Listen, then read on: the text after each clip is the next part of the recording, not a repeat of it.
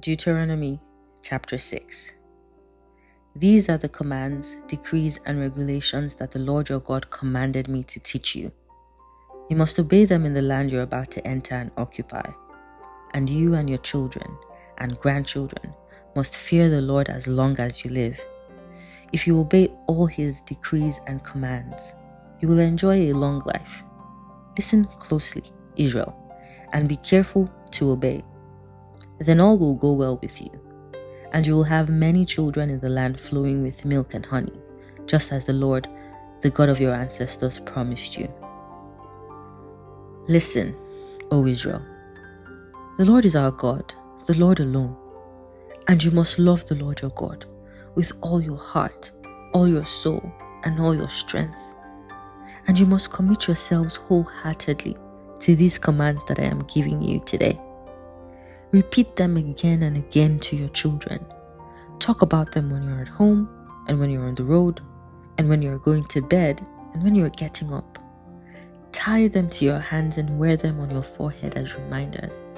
Write them on the doorposts of your house and on your gates. The Lord your God will soon bring you into the land he swore to give you when he made a vow to your ancestors Abraham, Isaac, and Jacob.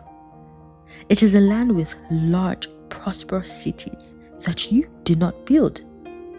The houses will be stocked richly with goods you did not produce.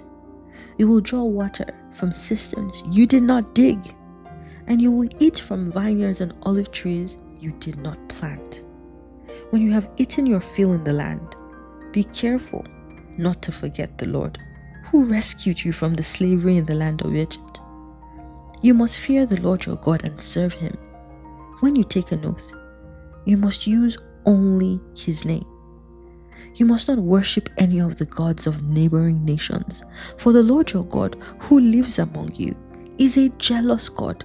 His anger will flare up against you, and he will wipe you from the face of the earth. You must not test your God as you did when you complained at Massah. You must diligently obey the commands of the Lord your God, all the laws and decrees he has given you. Do what is right and good in the Lord's sight, so all will go well with you. Then you will enter and occupy the land the Lord swore to give your ancestors. You will drive out all the enemies living in the land, just as the Lord said you would.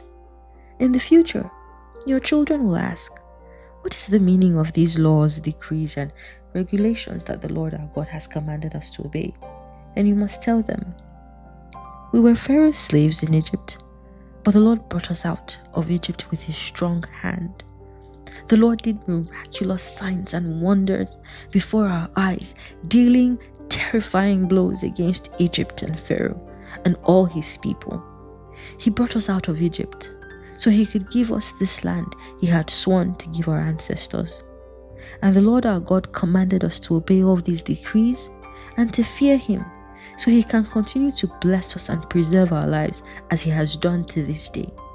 For we will be counted as righteous when we obey all the commands the Lord our God has given us.